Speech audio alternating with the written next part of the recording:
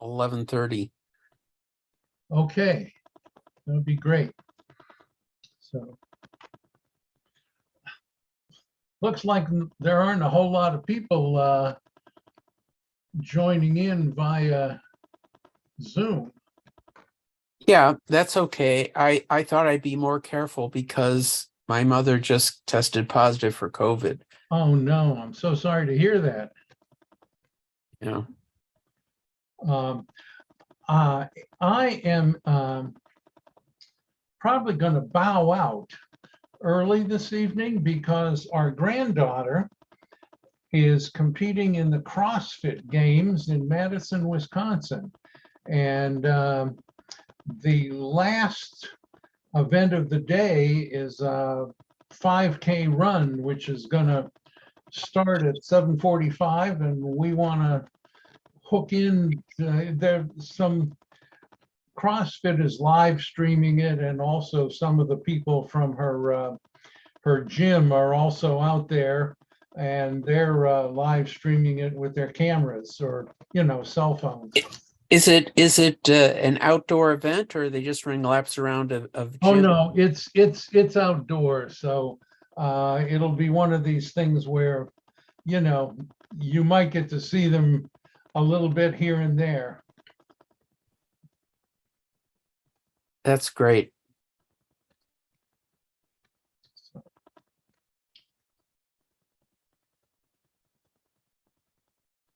Okay, a few more people.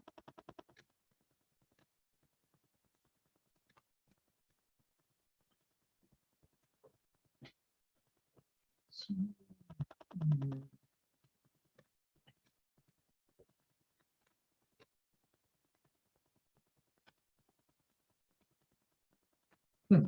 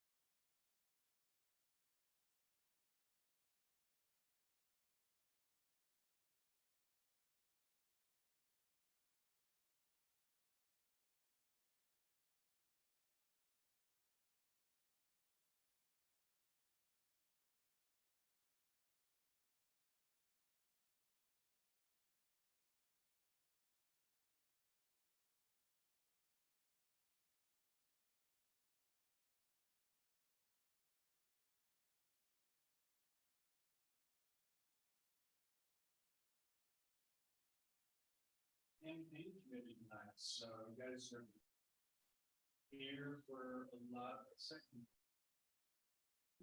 All right. All right. Be sure to join us at our second Saturday breakfast, August 12th, 9:30 a.m. Next breakfast, we're going to have all of our general assembly candidates attend. Also, August 7th, there's actually a, well, we've got some Starbucks events coming up. Please folks remember to, go to our one Union Starbucks in Arlington, 2200 Clarendon Boulevard. I think that's the legal effort on August 7th.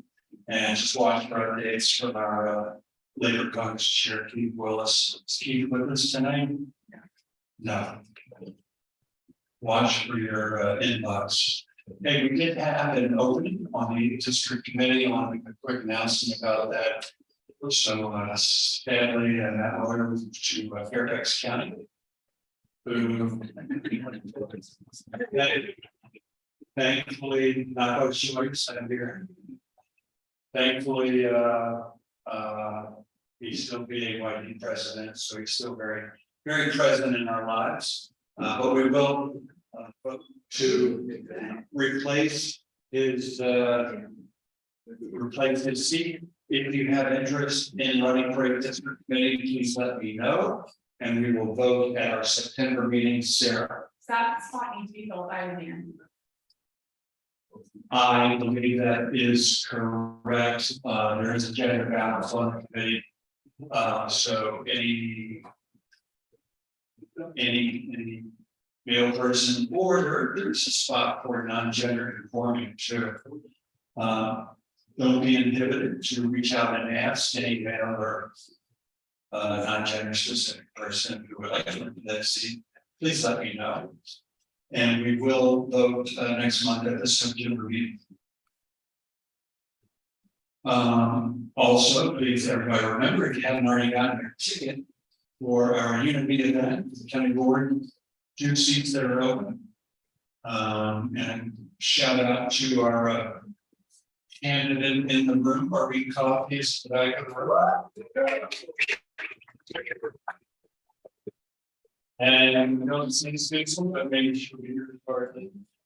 Please go ahead and buy your ticket to that great event. We would love to see everybody there. I did send it is on Facebook, and I did send a link to that event in my email when I did yesterday morning. So you got a couple ways to get to that ticket purchase. I do want to take a moment and welcome all of our elected officials that are here tonight. Please welcome Senator Barbara Fahol. And I know we have Delegate Alfonso Lopez. I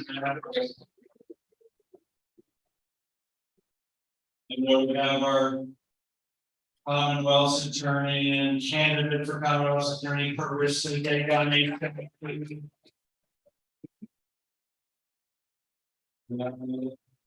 Candidate bring coffee again. And who am I missing? County Board Member Libby Garvey. Welcome. Thank you all for being here. All right. We do have a couple officer appointments tonight. Yep. Brian Coleman, who's with us tonight, is moving from membership to grassroots organization. Also, Don Barron is going to be our new voter protection person. Should this committee choose to confirm him? And I think he's at his first voter protection meeting right now. Do I have a motion to approve? Second.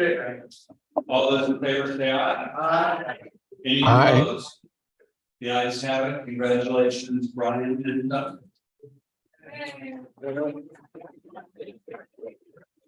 Let's see, who we have is Jennifer Willock in the house with us?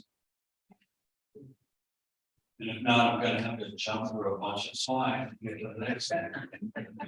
All right. We, Can you fast forward to like joint campaign? Or whatever the next thing is.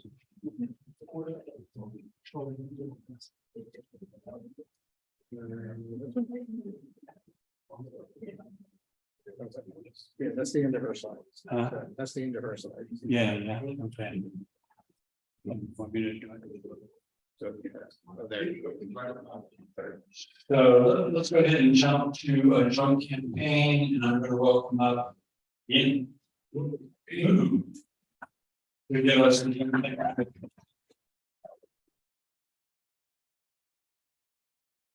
Hello. Good evening, Democrats. Okay, moving on, I am going to do a quick presentation of our part that we have finalized. It is currently with Gibson printing, so we expect to receive the script cards early next week, and you'll have legit start giving out to people. So preview, it's gonna be a clean front panel, you'll see. I'm building up this expense, so that, you know. We're also going to do 5 translations of the group card. And it will be available on our website because with 13 candidates, the state is an issue and I'm not able to obviously fit all of them on there. We will also be installing Braille onto the group card that will direct to our website as well. So we're trying to make sure that we cover as many bases as we can. And we'll also have we have a QR code on there so that people can scan and just find every information under these voting columns. And now, drum roll, here we go. This is the prototype. So we've tried to make it as clean and not overwhelming as possible, considering there are 15 candidates on that. This is also organized in ballot order, so we'll be able to hopefully identify each person for the office. This is the backside.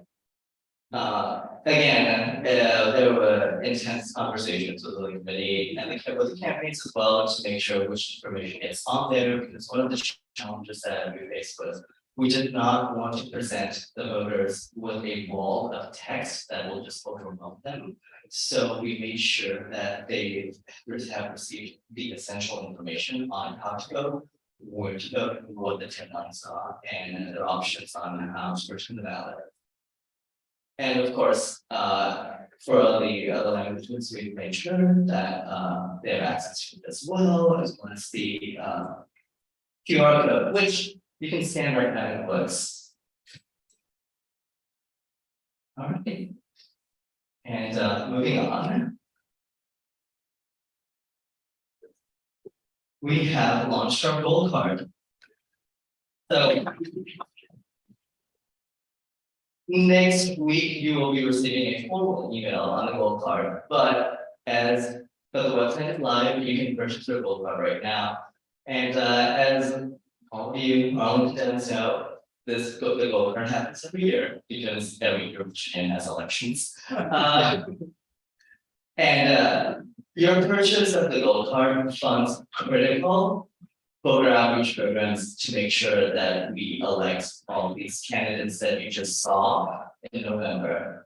So, you purchasing a gold card will get you access to 4 very fun events, including the Labor Day chili cook-off, which I know someone will be giving a shout out very soon. But I'll leave that up to you. And then, of course, honoring a distinguished Democrat and personally, my favorite event is the Oktoberfest that's put on by the AYDs. And of course, the Golden Ballot. But Long story short, I need you to take number one. And when you get home, go online and purchase the gold card because one, you will be helping elect all these Democrats into office. And two, with your dollars, you can just crush Glenn consent mission in Virginia and the Constitution.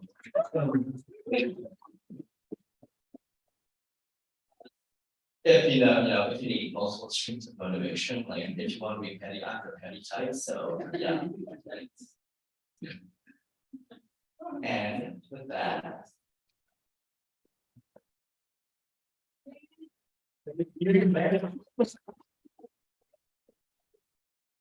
Yes, I bought my gold card 3 days ago, it was super easy, thank you everyone in advance for supporting that effort. And first gold card event is always our Labor Day chili cook-off. I want to welcome up Gabe Okaba, who is once again our chili cook-off chair, to give us a few words about chili cook-off. Thank you, sir. Well, it's good to see all these people here. You know, this is, they pull me out one time a year to do the chili cook-off. And I love doing it. I actually really love doing it. And you know, there's a reason that we have it at Lime Park? Line Park. And I had this here moment. I retired 2 months ago, so I'm alive. Okay. So anyway, the at Line Park, there's a reason we do it there. First of all, it's cheap. And second of all, it allows alcoholic beverages. Okay. Places like this here do not allow alcohol. And there's very few places in Arlington that allow that. I wish the county board would address that, but. But anyway.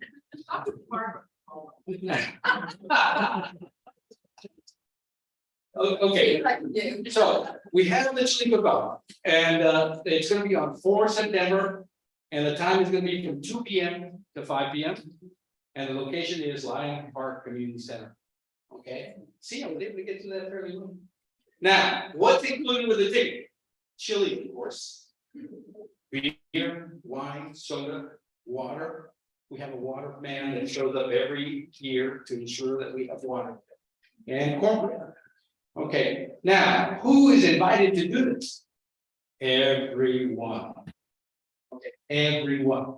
Now, why do I say everyone? Because normally during these events, what we have is the elected official, and that's kind of expected, right, Steve? Okay, that's kind of expected. Okay, so and I'm glad to always see them.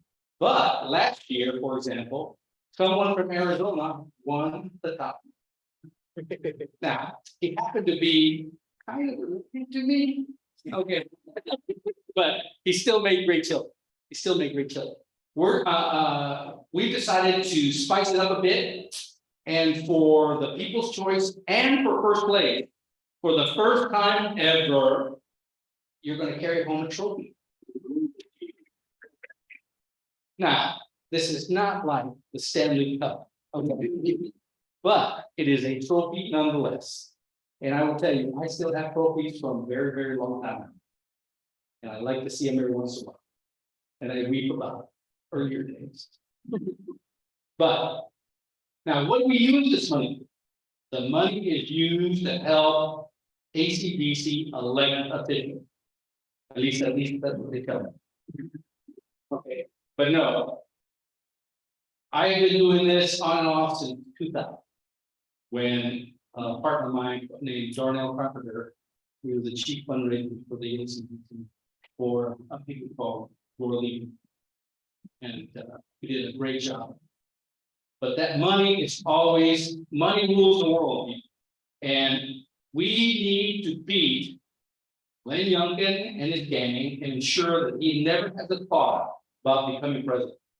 We also need everybody to gear up to take care of the orange head and try to become president again.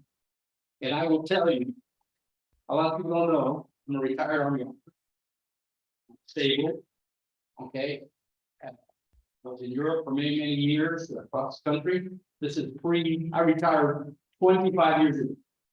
Okay, so I will tell you, it is my estimation that the orange head is the biggest threat to our country that I have ever seen. I was able to figure things out, which was many, many years ago. Okay. He is a big threat. We ought to take him seriously and we ought to go after him.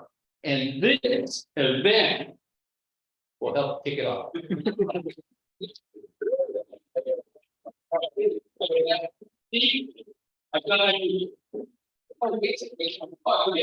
We need volunteers to help set it up, help tear it down. I need people to man the beer and wine. No, you cannot shut while you live. And I need judges. Okay, I need judges, 3 judges. The people's choice will be like we did last year, you get a little tab, and you'll be able to put it on the number of the person that you think had a great film. But I want to see you guys there. Okay, Capello Hardwater, I want you there because I want to be the orange head. Thank you, Dave. Neighborhood has made this a great event for many, many years, and I really appreciate you and coming back this year. We did notice that there's a wheel lot in the house. We're gonna have her come up and Friday nights, and if you want to welcome Delegate Patrick Hope. And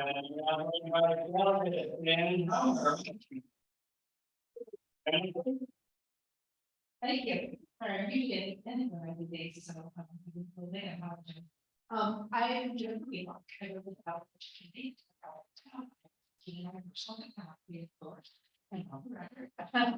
and tonight, we're going to, I'm going to talk a little bit, Steve, talk a little bit about fighting the success of Bidenomics and what's going on the Hill, particularly with the House on the House side, with the House Freedom Caucus and their Magonomics agenda.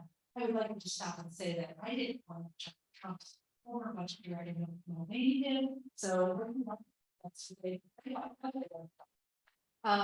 Next slide. Join my okay.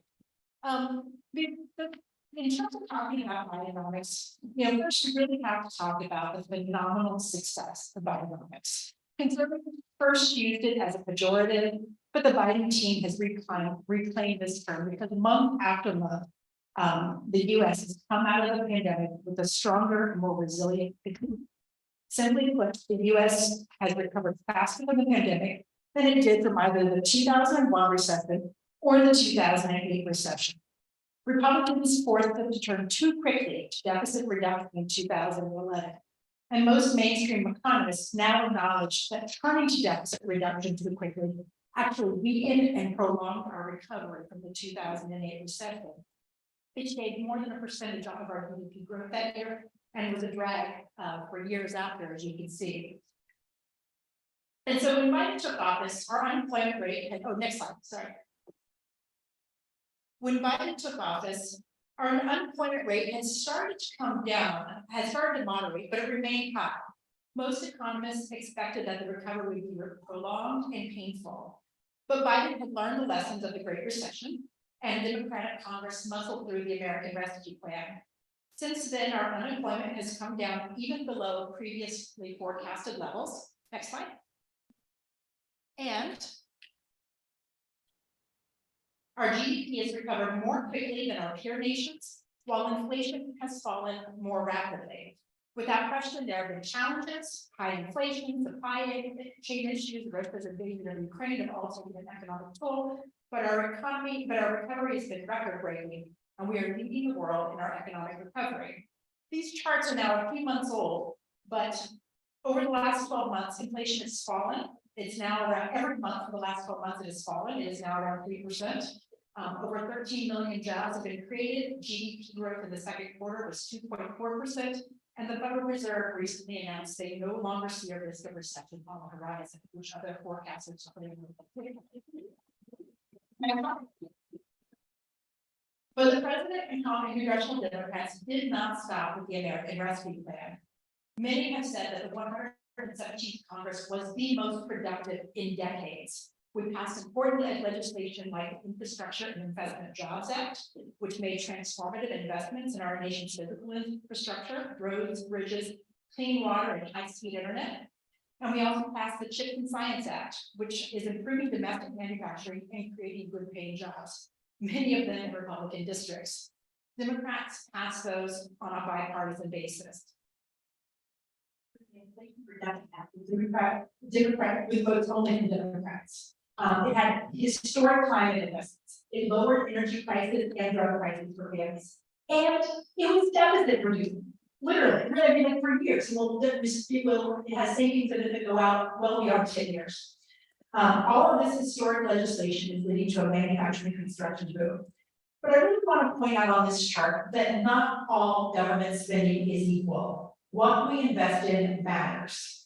Literally, the first thing House Republicans did after casting 15 votes for the leader was to pass a rule in the House to make it easier to increase deficit through tax cuts for the wealthy. We now have decades of history that tell us trickle down economics do not work. Next slide. So what does work? Making smart public investments in America, growing the middle class, and promoting competition to lower costs. Those are the three pillars of Bidenomics. And the evidence is in our strong, stable, and record-breaking recovery. Next slide. And then that brings us out to more recent history. But we see, Republicans continue to cling to disproven economic theories like tax cuts pay for themselves. And they're doubling down on ideas that defaults and shutdowns simply don't matter. The last time I was here, we were staring down a possible default, a manufactured debt limit crisis with a small faction of Republicans suggesting that default really wasn't a big deal and that the government could prioritize whether it paid Social Security payments to seniors or investment or interest payments to those who hold our debt. With only 3 days to spare, Congress passed and the president signed the Fiscal Responsibility Act. You can see here the final votes in the House and the Senate. Nearly 2/3 of Republicans voted to support that. It was far from being a perfect bill, as you can sort of see. We certainly had to trade things that we didn't want to trade, but we did set spending levels for the next 2 years, and most importantly, we avoided default. And then that brings us up even closer. Ben, next slide, please. Within days of signing that, House Republicans began to renege on the deal. Senate Republicans, the Senate Democrats, we set spending levels for 2 years for 2024, 2025. That allowed Congress to begin to move forward on our 12 must-pass spending bills. We don't pass these bills, that's when government shuts down. And so the Senate Democrats, they have now reported for the first time in 5 years, reported 12 of their 12 bills on a bipartisan basis, overwhelmingly. I think almost all of them have passed unanimously out of committee. What maybe 1 or 2 votes lost on a couple of them. They are actually agreed upon levels that we agreed to in the Fiscal Responsibility Act. And in contrast, within days of signing of the president signing that legislation, House Republicans, primarily led by the House Freedom Caucus, that changed our minds. And so they've now reported 10 of their appropriations bills on a party line vote. They passed 1 on the floor, and they have reduced spending in those bills by $119 billion below the bipartisan FRA. These are the levels that they had previously passed in the House in their limited state rollout, which we renamed to the Default on America Act. And what you should know is that the House Freedom Caucus is insisting on even more cuts. Next slide. Briefly, what we know about the Default on America Act and the cuts that they insisted on, the cuts that they have insisted on in these 12 bills comes from Moody's Analytics analysis at that time. They came to the House Budget Committee, they testified before us, for Republicans and Democrats alike, and they said, hey, the levels of spending that Republicans insist on for 2024 will lead to a recession in 2024. It will eliminate 2.6 million jobs. It will push unemployment to 6%. It will lower GDP by 2.7%. And Republicans are insisting not only on those levels, they want to go even lower. Next slide. And now I'm going to switch a little bit to the human cost of this, and I'm going to focus in on one example of these 12 must-pass spending bills. The bill that provides the funding for the Department of Education, this is one of the 12 bills. They have cut the funding for the Department of Education by more than 22 billion. It is now below, if that passes, it would be below the levels that we had in 2006. So what would that mean for education in Virginia? And the House Appropriations Committee, they got actions for all of the states on what these cuts mean. Next slide. What does it look like for Virginia? And then these will. An 80% cut to Title I means we would lose 4,100 teachers in Virginia. We have 8 Title I schools right here in Arlington. It eliminates funding for English language acquisition. That would be 108,500 students would not receive their academic students services. We have 20% of our APS population are English language learners, at least 40%. Next. It eliminates federal work study grants, 16,700 students in Virginia. It eliminates need-based financial aid for college students. This is the federal economic opportunity grant, 54,000 students would lose that. It eliminates work funding for the Workforce Innovation and Opportunity Act, job training, and the adult job training. Those are the impacts of the cuts to one of their 12 must-catch spending bills, and what that would look like in Virginia. These are cuts across everything that government does, not just education. It's Amtrak funding, it's food safety and inspection services, it's any number of things that they want to cut. And then, so that's the kind of the human impact. But I think the other thing that media is starting to pick up on is that it's also very much raising our chance, the likelihood of another government shutdown. The positions of the Senate and the House are really far apart. And the House Freedom Caucus is insisting on even further cuts. And then you have someone like Representative Bob Good here in Virginia sort of saying, we shouldn't fear government shutdown. Most of the American people won't even miss it if it's shut down. And now the reality is that we're accustomed every year to this conversation. Are we going to shut down or not shut down? But the reality is we've only had 21 government shutdowns in modern history since 1976. These are the 6 that we've had since 1995, the big Clinton Gingrich shutdown that Republicans forced. And you can see that this has, there's actually something is cut off at the bottom there, sorry, that did stop the most recent one, which was the longest, was 31 days, the last Trump shutdown. And I think CBO, the cost for that ranged from like 3 billion to 11 billion, right? It's 3 billion of permanent lost costs, and then up to potentially 11 million. There's a lot of different ways to figure these costs, but these are some general thoughts that OMB and CBO has sort of put out there. So these have like a real cost. It's not just something, oh gosh, we're just trying to shut down again. It doesn't matter. We just know it actually has a significant drag on our economy. It's a huge, workers wonder when they're going to get paid, if they're going to get paid. We always sort of make up the back pay to furloughed workers. That's not a guarantee. It's something that Congress decides every time we have a shutdown. And it has just a real cost to our economy. It's not something that it's not a big deal. Next slide. And so this kind of brings us up. So the things to look for in the fall. October 1st, we'll start the new fiscal year. Typically, we almost always have a short-term CR. We've had them for almost all of the last 47 years. I think but 3 of the last 47 years we've had CRs. And we should be able to have a temporary continuing resolution to keep government open. What'll be more interesting is when we get to January 1st, the Fiscal Responsibility Act had a backstop in it that sort of forces Republicans to the table, and it says, hey, the agreed upon caps, they will now be these caps. And by the way, that means that there's a decrease in defense spending and an increase in non-defense spending. And so that's to kind of incentivize Republicans to come to the negotiating table. And a couple other things so that's the January 1st. I think it'll be interesting to see if we can reach agreement on things by then, or if the House Freedom Caucus insists on shutting things down. And I think the other things that we are keeping an eye on are the Farm Bill. Most of the 2018 Farm Bill will expire this fall.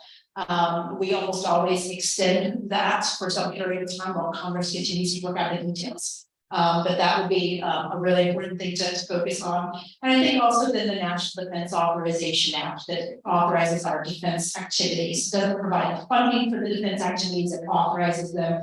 The Senate has now passed, and again led in a bipartisan fashion, passing their bill on the floor with votes of 86 to 11. And the House had an incredibly partisan bill with lots of political amendments, blocking abortion care, blocking sort of funding for those in the military who are non-trans and non-binary, and various other political amendments. And it, and so, again, how are we going to resolve those differences? We have managed to pass an NDA bill out of Congress for the last 6 decades. And I think the question will be, are we going to be able to reach an agreement with the House Republicans again? And so those are the things that we're keeping our eye on for the fall. We did the job earlier this year, passing the Fiscal Responsibility Act. Then they immediately walked away from the deal, and the Senate continues to lead and has good bills out there that provide for the levels that we agreed to.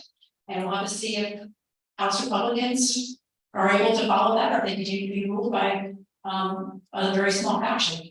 Yes. What's the likelihood, Jennifer, of any kind of omnibus appropriations bill getting passed before the new year? Before the new year? I mean, before the like the 2024. Before December, I think it's low. I think it's low. I think it's possible. I think the real question will be this fall, is Speaker McCarthy still being controlled by the House Freedom Caucus? Where do things land? I mean, I think we can get there. I think we could get there to an agreement. I don't know if he will be allowed to get there. So. Oh, I mean, the Senate just passed all of their appropriation subcommittee bills. Yep. I think the House has passed 2. So the Senate reported all 12 out of committee. The House has reported 11 of their 12. They passed 1 on the floor. Yeah.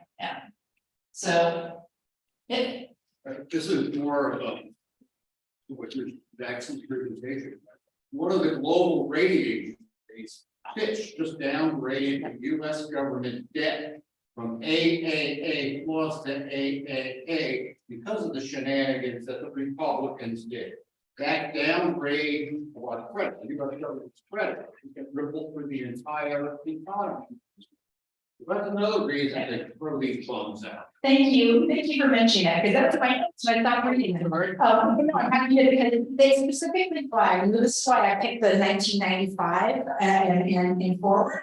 Was they specifically said in that downgrade, it was largely driven by, quote, the steady deterioration in standards of governance over the last 20 years, including on this of debt matters. And I just think that just really points to, the dysfunction that we're seeing in the brinksmanship, and the fact that so much of that is really being driven and has been driven for such a long time by Republicans, frankly, and particularly now by the House Freedom Caucus. And that has a real cost. Yep. Can you make this available? Let's not quickly the comparison between the items so that we can have those to talk. I'll have to check on that. I can get it or not. I'll see what I can do. Thanks. In the back. Yeah, to what extent, since the Senate Republicans, are going along with the Senate Democrats moving the appropriations bill forward, to what extent do we expect Senate Republicans to be pushing their House colleagues to? I sincerely hope they are. When I look at those vote totals and I sort of see that, they nearly all passed with unanimous support, they might have lost 1 or 2 Republicans. I sincerely hope that they are talking and applying pressure where they can. And the other thing I sort of forgot to mention too is that, again, like this is having a real cost as well to those Republicans who are in seats that they're worried about. Jen Higgins in Virginia District 2, she specifically spoke on the House floor asking for assurances that this was not going to, that the House, that the Default in America Act, that they weren't going to be the final levels because it would have a tremendous cost in her district. And she thought that reassurance on the House floor. And now she's being asked to not only support those very low levels that she was already concerned about, but to go even further, right? And I think that's, so I would, you know, I would hope that they are applying the pressure where they can. They don't.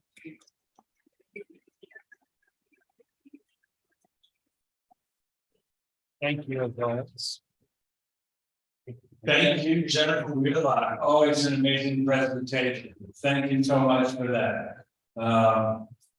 Yeah, Brinksman and irresponsible behavior on the part of the Republicans. Now, let's see, for our next part of the program, we're gonna hear about the General Assembly, and I want to welcome Delegate Dan Helm.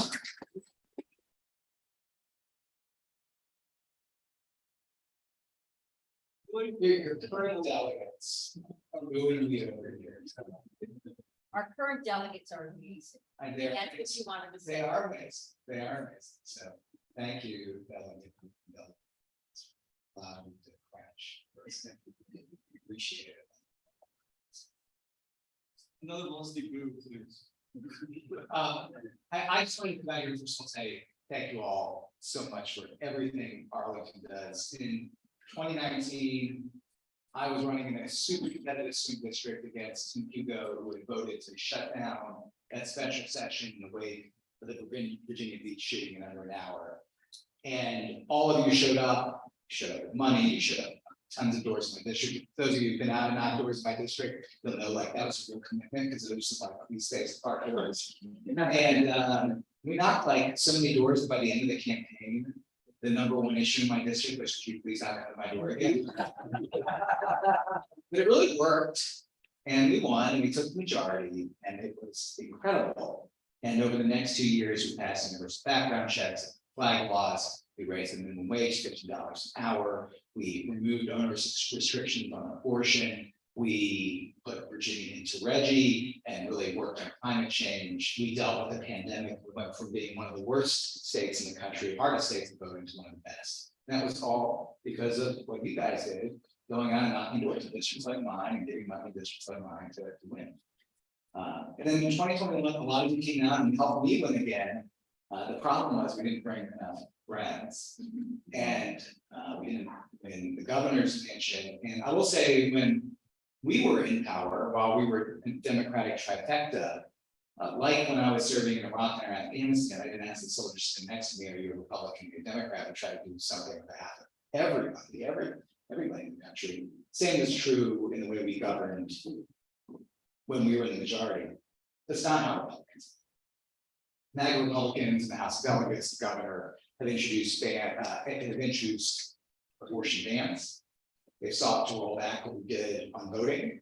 They've been attacking our teachers and trying to drive a wedge between parents and educators. I mean, they introduced, the governor ran on this idea of he was going to ban divisive concepts. They're going to ban divisive CRT. We talked about CRT and they changed it to divisive concepts. And so they put forward a bill, Republicans put forward a bill that said, we don't want divisive concepts taught in the classroom. Okay, maybe there's some divisive concepts that shouldn't be taught even to high school seniors. So let's pass what they mean by divisive concepts. So we introduced some amendments to say, okay, like, we won't teach about divisive concepts, but teaching about the history of slavery, that's not a divisive concept. Because how can you be a patriot? How can you be a patriot if you can't celebrate where we've come to as a country? Voted it down, unanimous. Okay. What about Ruby Bridges, little brave girl who helped subject of 3rd grade book kids reading the Civil Rights Movement? What about teaching about Ruby Bridges? Voted it down. That's the sense. So, all right. Well, what about saying that there's fewer women than men serving in elected office, even though the country is 50% women, 50% men? Divisive concept, voted down. What science is that a divisive concept? Voted down. So we know exactly what they are trying to do. They are trying to put Virginia in the posture that Texas is, that Florida is, and we don't have to let that happen. So we need 3 seats to be back in the majority. Steve's giving me that. Right? 3 seats to be back. Oh, Mike, a little closer. Okay, Mike, a little closer. That's not the hook. That's the. Nobody can hear you. So you're almost. Yeah, all right. Try to. Can you hear me now? Yeah. I'm old enough to remember that commercial. Sorry, guys. So we need 3 seats to be back in the majority of the House of Delegates. That sounds like maybe a lot of context. President Biden won 13 seats that we don't own today. I like that we need to go 3 for 13. I feel like we can do that. Even a decent baseball player can go 3 for 13. So how do we get there? Well, we get there, unfortunately, not through Arlington, or fortunately, because we want Patrick and Alfonso back, but with Arlington. So I cannot go today. Why am I out here in your district? One is I don't need you to knock my district. I really appreciate all you did in the district. You're very kind to me all there. As well, Alfonso and Patrick. Appreciate it. I'm excited about it too. But I'd be excited to be back with more friends. And so to get there, we need all of the help that you guys can provide to knock doors, give money, and do it in a few critical districts that we have here in Northern Virginia and also in the state. So I just wanted to say, like people call and say, hey, what can I do? What can I do? So in Northern Virginia, the closest in districts to go help out are Prince William County. We've got 2 great candidates, Josh Thomas and Travis Emhart. Josh Thomas, former Marine. Travis works in DC government as a former prosecutor. He's fantastic. If you can go out there, we really appreciate it. A little bit further west in Western Mountain County, district that we're not getting a lot of attention to. This actually a really great district for us is ArlDems. And it's right in both of those districts. So if you're knocking for Josh and you're knocking for Travis, you can also be knocking for Danica Rome for the Senate. And if you go out to Rob Vance's district, I encourage you, if you want to support Russell Perry, just go to the Senate district for us. Don't stop on the east side.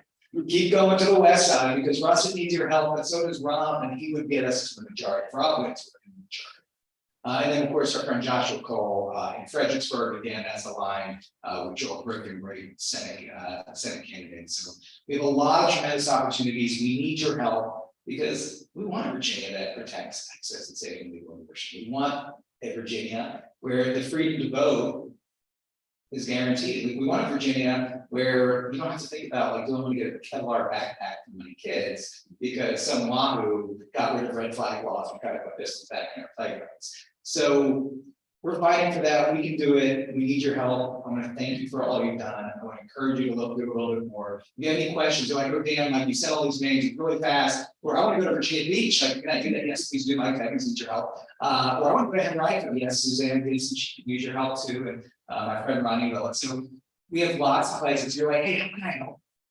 Send me an email, Dan@danhomer.com. We're going to get money, we're going to go outdoors, and you're very, very happy to point you in the right direction, get you there. We need, so while the majority is not going to go through Arlington, Arlington has a huge role to play in us getting there, and we will appreciate it. So thank you very much.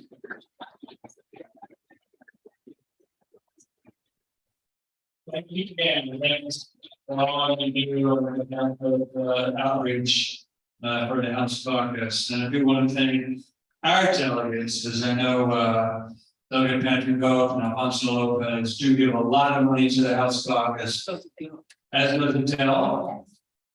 So thanks to all 3. And I know it's going to really go a long way in helping a lot of our House candidates this year.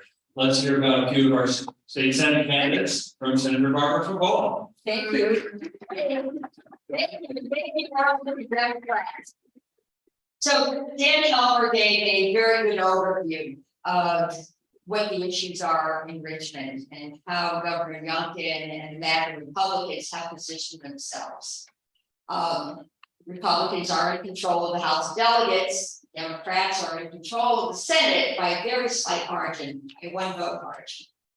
We have 22 senators, Democratic senators, and they have 18 Republican senators.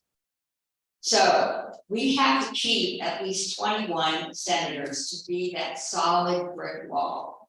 I can't tell you the number of bills we defeated that would have incredibly restricted a woman's access to abortion care.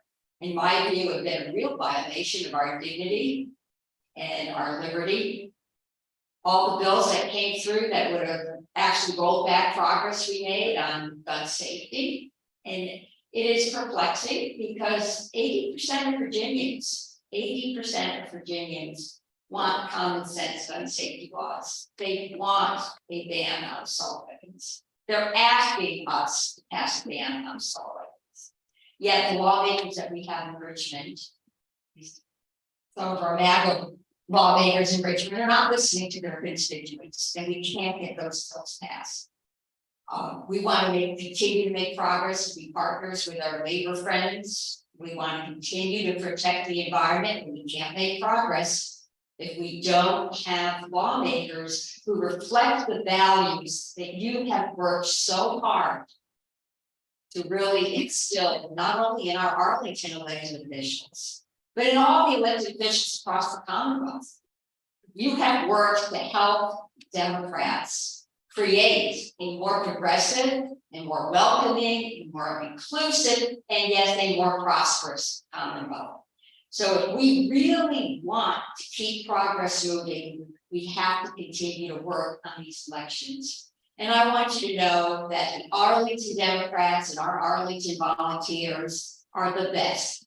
Everywhere we go, and I go across the Commonwealth, everywhere we go, they take the Arlington volunteers know exactly how to knock doors, how to talk to our constituents, and they're not ours, they're constituents all over the Commonwealth. How to persuade people, how to make a case, and you're really hard workers. We love that passion. We need your talent. I sit on the campaign committee for the Senate, and of course, both Dan Helmer and I believe that our two delegates, Dr. Pope and Alfonso Lopez, and I'm sure Adele McClure, we are all giving a lot of money to our caucuses. So we thank you for that. But I got some very disturbing news from my campaign committee staff. The 7 seats that are the target seats for the Democratic Senate are all within the margin of error. Every single race. And we have to win 4 of these 7 races to maintain 21 votes. I mean, that's it. We have to win 4 of the 7. And here they are.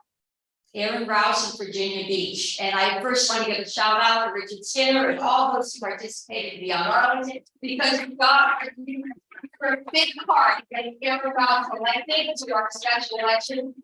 But now he's got a competitive race. Dan Perone in Prince William County, she's in a competitive race. And I think you mentioned that there are some delegates running in Prince William County who could use our help. So if you help a senator, you're helping a delegate in that same district, and vice versa. Skylar Van Rockenberg, he is down in Henrico, and he, great candidate, high school civics teacher. He knows education inside and out. He knows how important it is to talk about our complete history. This guy's great, but he's got a tough opponent. Actually, it's an incumbent, Siobhan Donovan. And he needs to unseat. The district does lean Democratic, but this is a low turnout year. So all these districts that lean Democratic in a gubernatorial year or congressional year, certainly in a presidential, it doesn't mean that we have that same margin of victory to rely on in these low voter turnout years. So if it's a 7% voter lean in a gubernatorial year, you can take 4 points off of that, and it's a 3-point lead in an off year. That's within the margin of error. So Skylar's in Henrico, just 2 hours away. Monty Mason, he's an incumbent. I don't know if any of you follow Monty Mason, great guy. I work with him on ag and natural resources. He's got the toughest race we actually have seen an incumbent be dealt with. They have the hand be dealt, I guess. He's in Williamsburg, and it's going to be very tough. The new district is Republican. Russell Perry, Loudon, it's going to be very expensive. Her new district has part of my current district, 6 precincts in Loudon, but then she, of course, has an additional 42 plus precincts that are in the western part of Loudon, and it snakes up to Fauquier. It's a 50-50 district. Her opponent is, it's actually the son of a billionaire, so we are expecting to spend between $5 and $7 million on that Senate race. He will spend more. Her opponent will spend more, so we'll have to make up the difference with boots on the ground. Joe Griffin in Greater Fredericksburg, and then of course Clint Jenkins in Southside, in sort of the Southside Suffolk district. So those are our 7 targeted districts, but we really do have to work very hard. We thought our polling data was going to come back a little bit more positively. It did not. So we're anxious. This is the time where we're really going to have to put rubber to the road. I know we can count on you. I thank you so much for your whatever you're going to do in the future. Thank you for what you've done in the past. You're absolutely the best. Thank you, Senator Nicola. Thank you, Governor Green, for being here tonight. It was important words, important message for all of us. Let's see, Dollars for Dems. Carol, do we have any announcements tonight for Dollars for Dems?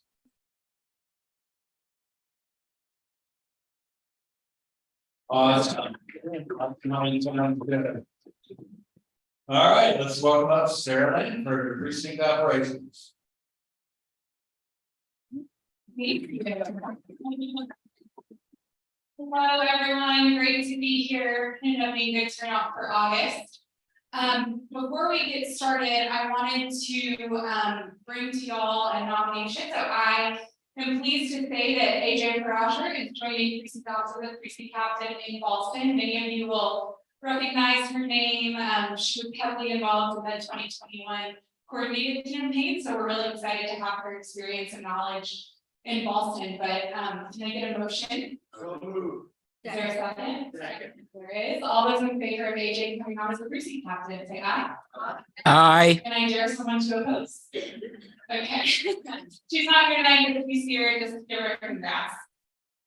Okay, so we are gearing up for November 7th. We've heard from many people tonight about how important it is that we win outside of Arlington. And I'm not going to say that it's not. It's probably more important than precinct options here. That's the one time I'll say that this whole year. But I think there's this notion that why is Arlington Dems organized so much in Arlington when we know it's going to be blue? And I want to say that it's blue because we organize year round, right? It is blue because Mary is working,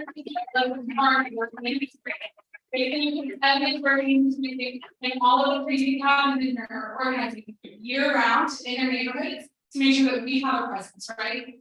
So I encourage you to go visit these districts where we desperately need to win. But I am begging you to not forget Arlington. And it can be very simple. I'm not asking a lot, but I do ask that you take one messenger route, probably take you 1.5 hours, 2 hours. We'll do this in late September. Maybe the weather will be nice. You can pop on a podcast or listen to the Beyonce album and get it knocked out. Take one of those. You don't have to speak to anyone, right? Maybe you've had a long week at work. You just want to walk around your neighborhood. Easy way to turn out the vote in Arlington.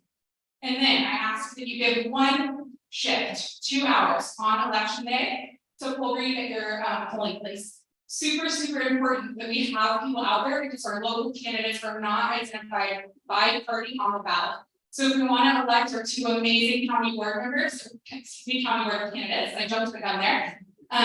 But if we want to get them elected, and if we want to get Miranda elected, it is imperative that we are out there helping our neighbors identify their Democratic candidates, right? So we need 800 people for election day. It's a big task, but I know we're up to it. Just to give you kind of a rough idea, we will be putting 52,000 pieces of literature on doors. That's the messenger. I'm working with the trade campaign on that. I'm really excited to get that out. And then again, 800 volunteers on election day. So we're going to be spending a lot of time recruiting volunteers for that. And I had the idea with Tom's to create a recruitment video. So if you want to find me after this and do a little quick video with me about why I like to vote on election day, come find me. You can be famous on our social media. And then I did just want to make a plug that we have a few openings for precinct captains. The ones where we need the most help are in Shirlington, Arlington precinct, and then Clarendon. So if you're interested in serving as a precinct captain there or anywhere else in the county, please come see me. And this is blue tie-dye t-shirt, so you can't miss me. Easiest way to get involved in Arlington Democrats. So with that, I wanted to recognize Jackie Johnson, who isn't here right now, but she is a precinct captain in Wakefield, and she is our member of the month. Yeah, big round of applause for Jackie. She is super fired up to get to work. She signed up a ton of volunteers when she voted on primary day, and she's gone ahead and followed up with those voters to keep them engaged. And she's really excited to host voter registration events in her building, which has really diverse part of our county. So we're hoping to get a lot of registration there. So if you see Jackie, give her your thanks and support. And with that, I will turn it over to Steve. Thank you, everybody.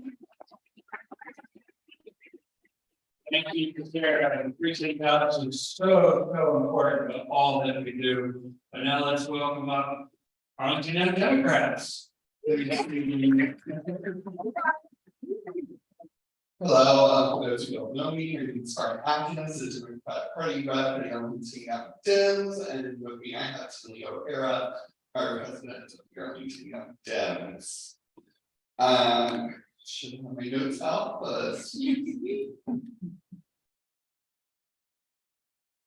all right, there we go. In July, we had a busy July. So on July 10th, of course, we held the Interfaith Caucus with their annual Eve festival. We always have a good time and enjoy supporting this event. Next, we had an extremely successful week of candidates happy hour on July 19th over at Cyber Kelly's, where 11 out of 13 candidates attended.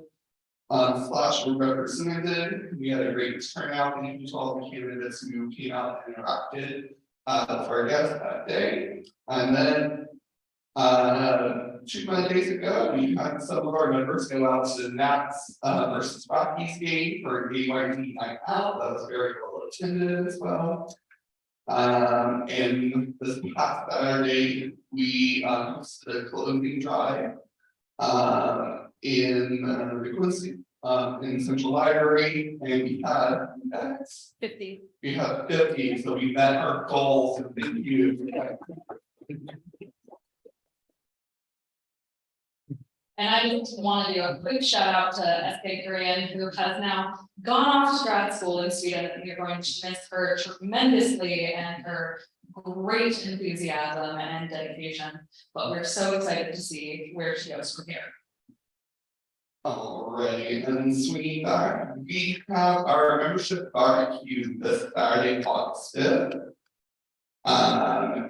And so if you're interested in attending or sponsoring, we have. I'll have a link in 2 slides for that. Yeah, so there will be a link soon. Maybe buy your tickets, or if you want to throw in a sponsorship package, we appreciate the support. The location for that is with the purchase of the ticket, but it's in South Arlington for general geographic. And then we are supporting the efforts in for Arlington Dems and BYD at the county fair coming August 18th through the 20th. There we go. So we'll see some of you there that weekend. And then on August 23rd, we will be having our general body meeting, which will feature a special election. I'll talk about that. Okay. That's going to be coming up. And then on the 29th, we will be having a get to know you e-board happy hour for those who are interested in running for e-board for the e-board cycle. All right. And also, we will be getting our campaign plan out very soon, as well as we approach September, where we will begin going canvassing every weekend until the general election. So we have 2 special elections coming up on August 23rd, and they are for vice president and community service director. If you are interested in applying for either of these positions, the deadline is Friday, August 18th at 11:59 p.m. If you are interested at all, please come talk to me or email me at president@arlingtonyoungmen's.org. If you want to learn more about these positions, you can also go to our website, and at the policy tab, if you go down to Constitution and scroll down, there's a section that describes all of our e-board positions as well. And finally, like we were talking about earlier, you can help us sponsor the AYP annual membership barbecue. By sponsoring this event, you can help offset the cost of one of our most anticipated events of the year, and help us reach our goals for electing Democrats here in Arlington and across the Commonwealth. And that's it from us. Forgot to mention one thing. Oh, yeah. So, our general meeting will be going over the campaign plan. We put a lot of thought into this, of course, analyzing the current landscape and the actions of the young administration. So we're hoping, once we have that approved, we will of course be releasing it to our partners. Here we are with two Democrats, and are excited to get to work, and support our Democrats throughout the Commonwealth. So we went back Richmond, about the General Assembly, and get to work again.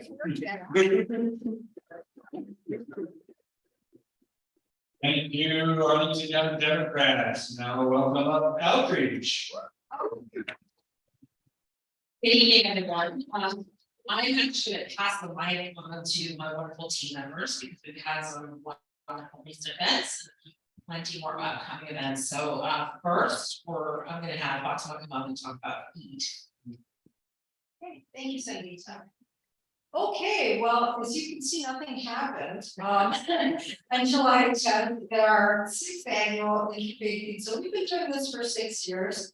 And as you can see, it was a pretty robust celebration. You can also see that I did not employ the philosophy of less is more here. But I thought I wanted to, I wanted to see a cross section of pretty much what happens at this event. We were very fortunate to have a number of nonprofit organizations also support us, including Moms Demand Action and a number of different refugee organizations. And we also raised money, I believe, for AFAC. I'll have to get back to Ken Spiker about that. But every year we try to raise money for a particular organization. This year we also, I think, got the money for the refugees as well. So this is pretty much it. And next slide, please. Okay, so a celebration would not be complete without its volunteers. I mean, its volunteers are what, I mean, it wouldn't happen without all of these amazing people. And I just wanted to, send a huge shout out and a huge thanks to all of the volunteers we had. So not everyone was here. They really deserve that. Many people spent the entire evening serving the feast, and well, if you missed it this year, there's always next year. Hopefully, inshallah, we'll see. Okay, everyone. So that's that. I'll pass it back to Sangeeta. Thank you. Next, we're going to talk about Blue Family. Thank you. This postcard time, everyone. We're back. We have the postcard portal that many of you use. We got to write a lot of postcards. So you've heard from Dan, from Barbara, from everyone, just how important this election is. We have 4 great candidates. We're going to be keep adding more. Some of these names will sound awful familiar. It's what we've been talking about already. But take out your phone, sign up. Just all you have to do is fill out a form. We will email you, let you know when your postcards are ready. You go to a front porch near you and pick up the postcards and send you an email with addresses and the script, and you just need to provide the stamps. And these postcards really work. They're targeted to voters in key districts. And in 2020, we wrote Blue Families wrote 243,000 postcards. I'm not sure if I'm gonna do some work, but it's time to start numbering out the right hand, because obviously next year is that we're gonna have to do that, and so let's use this as a test run in addition to, of course, protecting democracy here in Virginia. I might have remembered. Yes. Good question. Oh, and then so for upcoming events, we have a postcard party. You can of course do postcards in comfort of your own home, or you can come to my house on this coming Sunday to write postcards with your friends. You can sign up there, or you can show up. And then last but surely not least, our annual potluck picnic is on Sunday, September 24th at the Ryan Park Convention Center. You can, of course, while you have your phone out, RSVP for that. And yeah, hope to see everyone here, including Dan, would love for you to come, and all of our elections as well. So thanks everyone. And these are all kid-friendly events. Please bring your kids of all ages. Even to my house, we have ripped that up, so you can either have your kid write those, have them watch the movie. Thanks, John. Okay, thanks for bringing up the document about the Arlington County Fair and farmers markets. Thank you, Sangeeta. So before I get to the county fair, I think I know many of you, but for those I don't, my name is Zach Lemick, and I've recently taken over the festivals and farmers market outreach. Only because I haven't done it yet, but I'm very excited about it to get engaged in this capacity, in this role, and to resurrect our engagement more consistently at festivals and farmers markets across the county.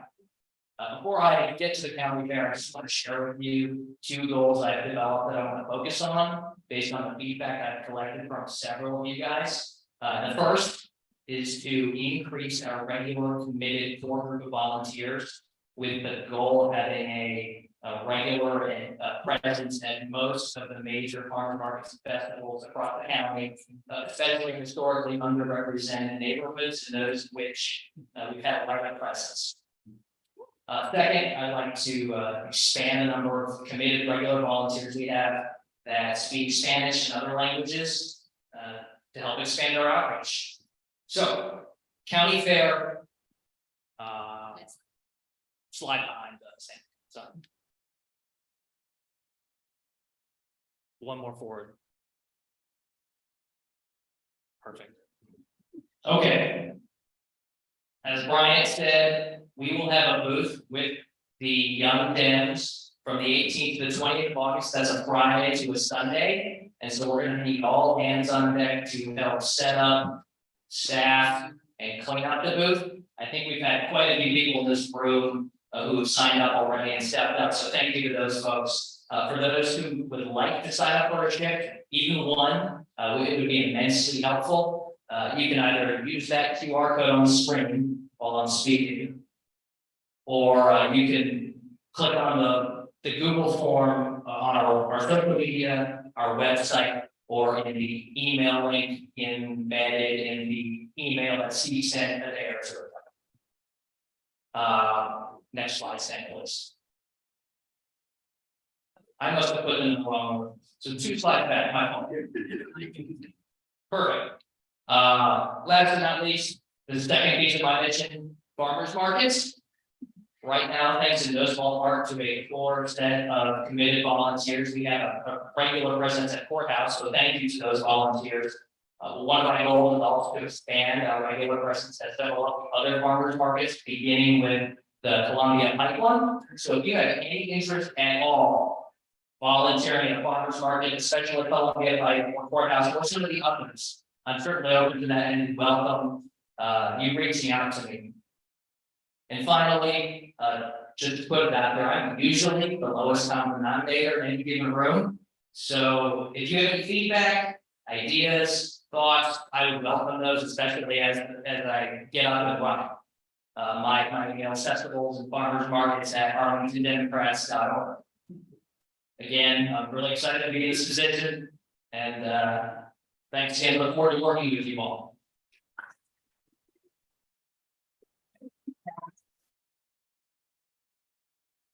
Yes, so he's not here this evening, so he asked me to relay this event that's coming up at Amazon HQ for the SAG after members at Amazon HQ and at the address there. And then Brian had one more thing to mention as well for Disabilities Caucus. Hello, everyone again. And I'm also the vice chair of the Disability Caucus here, I'm a Democrat. And one of our goals this year was to discover ways to make our party itself more accessible to our community. And one of those was implementing Braille into our joint campaign materials. I first want to extend my thanks to Adele McClure, who is running for House District 2. For highlighting that in her materials this year. The stories her and I exchanged about instilling Braille in her campaign materials really touched my heart. And I'm excited to see the impact, even though it was a few voters, it's worth it, 1000% worth it. And thanks to Steve and the JCC for allowing me to implement that idea for our joint campaign materials. And thank you to our donors. Without our donors, this would not be possible. Yes. Like everything, Braille it's expensive. There's extra costs because there's not that many printers here in our region. So thank you to everyone. The link is going to go to a website that is going to be totally compliant with web content accessibility guidelines. And so it can be screen read as well. And we hope, that this experiment here in Arlington can spread to other party committees and for the coordinated campaign in the governor's space. Yay. Yeah.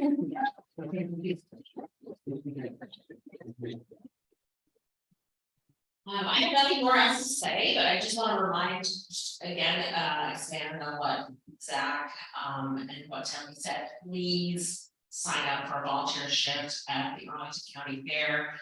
So, What's the time for the SAG after? I will get back to you on that. 8 AM to 6. 8 AM to 6, okay, I think you mentioned it in my text here, okay, 8 AM to 6, we'll find out. But I guess please sign up for a shift for the Arlington County Fair, we need all hands on deck, and that's all I have. Thank you, Al. Super excited and everybody working so hard in so many different ways. Now for voter support. Good evening. So it's that time of year again. Yeah. We're talking early voting poll breeding. We're gonna get rolling on September 22nd of this year at the courthouse location. We've got 3 in total. We're gonna start there September 22nd, and we'll be out on the 1st, 5th, and 6th weeks of early voting as we run up to the general in November. And we're going to start with Madison and Walter Reed on October 20th. Because those sites are generally smaller in scale, they have fewer dates, that sort of thing. So really the big thing here is we want to get volunteers out there. This is work that's important. This is about educating people who aren't up to the minute about the stuff that we are. I recognize that we represent a very small percentage of the general public, and not everybody knows what's going on with the county board or Commonwealth's attorney. And so this is an important job that we play in educating, getting people up to speed about these races, about these positions and what they do for the people. And so if you're interested in volunteering, keep an eye out. We'll be posting some mobilized pages soon. Kevin's got me working on that, so I'll be on that soon. And if you're interested in hosting any voter registration events, please send an email along to go to support@arlingtondemocrats.org. And that's all I've got, but more to come on this. Thank you, Tony. Tony's right. And I think we're gonna be doing the first week early voting in the last 2 weeks, so we're gonna do a lot of volunteer shifts for that. Thanks to everybody who signed up. And now Richard Skinner for Beyond Arlington. First of all, I want to recognize all the electeds that are here today, and I think Dan and Barbara gave a great presentation about what's at stake in this election. Talking about some of the races where we're going to be involved. I just had to think when Dan mentioned about canvassing in the more spread out neighborhoods of this district. I had memories of Sherry and I going up some very long driveways to Fairbanks Station. And I also want to call out, she's not here tonight, call out my good friend Rose Fabia, who I know is a really good friend for you know how hard we worked 2 years ago. So anyway, so this is the time the rubbers really hitting the road. We've got a lot going on and we're getting out there and hitting the doors. And as you see here, we have last weekend, we canvassed both with Planned Parenthood, both for Russet Perry, Loudoun County, and for Danica Rome, Josh Thomas, and Travis Denhart, and Chris William. And then we've also made our way down to Stafford and Fredericksburg to canvass for Josh Cole and Joel Griffin.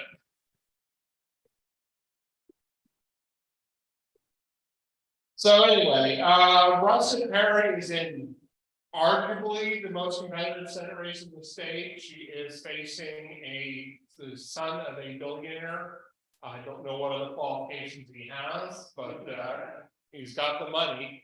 And her opponent has raised $1 million, and his family has the capacity to contribute far more than that. Russet has been raising money.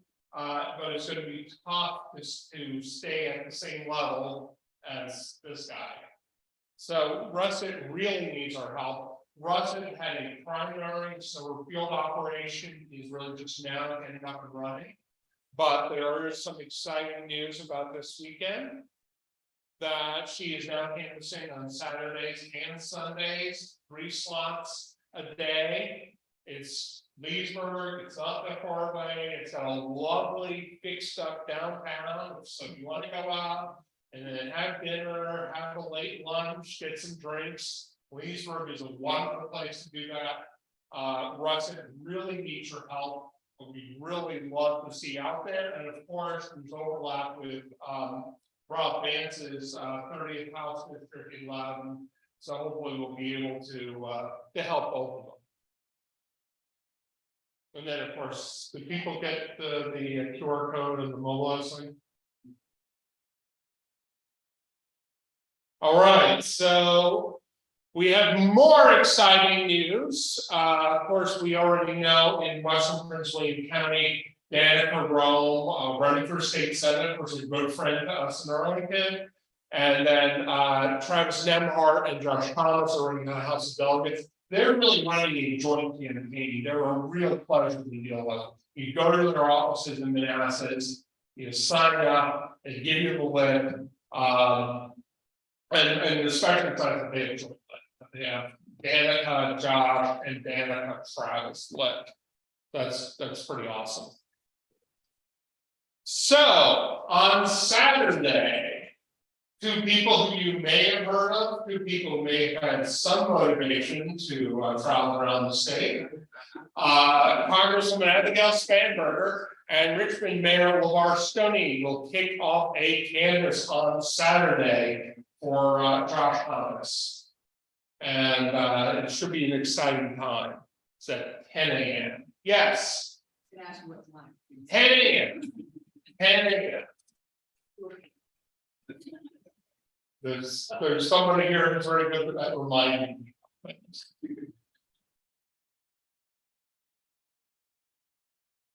So, and then you see here, there are regular Saturday and Sunday canvases for Danica, Josh, and Travis. And then on Saturdays, you can canvass for Josh Cole in Fredericksburg, another beautiful place to spend an afternoon, lots of good restaurants. And those of you who have dealt with Josh know what a pleasant guy is and how professional he is. And of course, there's overlap there with Joel Griffin, who's running for state senate in Stafford, Fredericksburg, and Spotsylvania.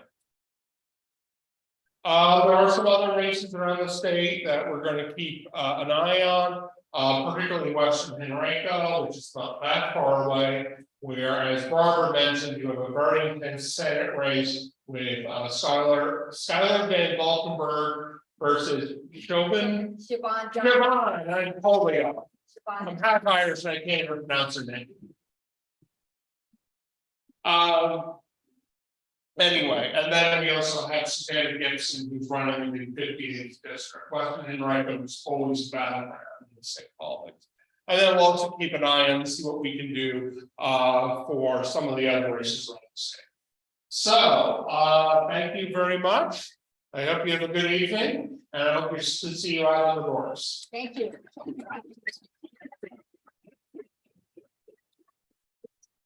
Thank you so much, Richard. Thank you, everybody, for being here tonight.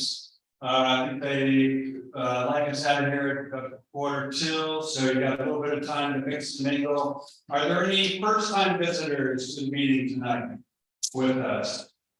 I know we had a couple in here earlier. Please, if you're not yet participating, see Sarah Lanford over here. If you're interested in precinct captain, thank you all for being here tonight.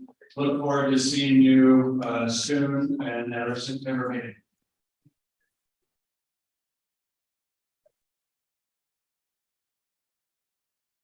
Maybe if you'd like to see another video about poll reading, please come find me, we'll film it somewhere here. Thank